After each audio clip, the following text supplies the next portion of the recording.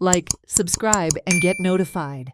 Margao is set to introduce a hydraulic parking system behind the Margao Municipal Council building. According to MMC chairperson Damodar Shirodkar, this innovative system will optimize space utilization and enable more vehicles to be parked in the same area. It will occupy on around 400 square meters, and the assembled structure will be ready within 6 months, while ARCC structure will take 2 years to build and will occupy the entire 1000 square meters. Demonstration दवरिल्लें तेन्ना आनी पार्किंगाचें कितें जालां जें आमी पयलीं पार्किंगाक RCC structure parking केल्लें पयलीं तें आमी सगळें आतां हायड्रोलीक पार्किंग करता. कावन्सिलाक फाल्यां आमी 20 तारखेर मिटींग दवरल्या कावन्सिलाची. त्या कावन्सिलाक आमी रेक्टिफिकेशन घेवपाचें तें कळ्ळें. आमी हें प्रेजेंटेशन दवरिल्लें. हातूंत आमकां दोन फायदे जाता हायड्रोलीक पार्किंगा भितर. आमचे पयलीं आमी सगळी 1100 स्क्वेअर 1100 स्क्वेअर मिटर जागा वताली. ह्या हातून व्हेकल्स इतलो सेम पार्क करूं जातात, पूण आमची जागा 400 स्क्वेअर मिटर वता. बाकीचे 650 स्क्वेअर मिटर जागा उरता स्पेस.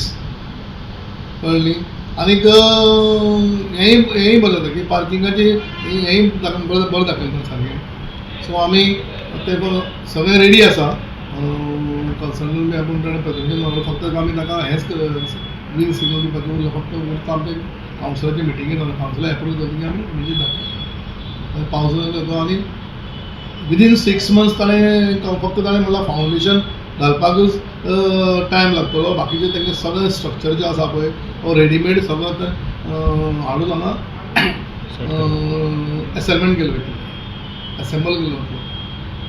सो फास्ट जातलें, स्पेस वेस्ट आनी मोरलेस एमावंटूय सेम जाता. आरसीसी स्ट्रक्चराचें जर आमी केलें जाल्यार मिनिमम 2 वर्सां कन्स्ट्रक्शनाकच लागतली. केन्ना जायत म्हणून गॅरंटी ना.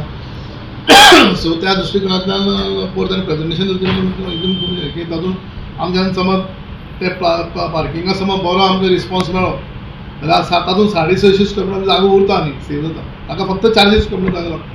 370 स्क्वेअर मिटर इतलो लागपाचें. कितें ऑड कितें लागलें अरावंड 400 स्क्वेअर मिटर. सो तो आमचो पार्किंग बरो जालो जाल्यार आमी दुसरी फेज घेवपाक जाता. Watch on Herald TV.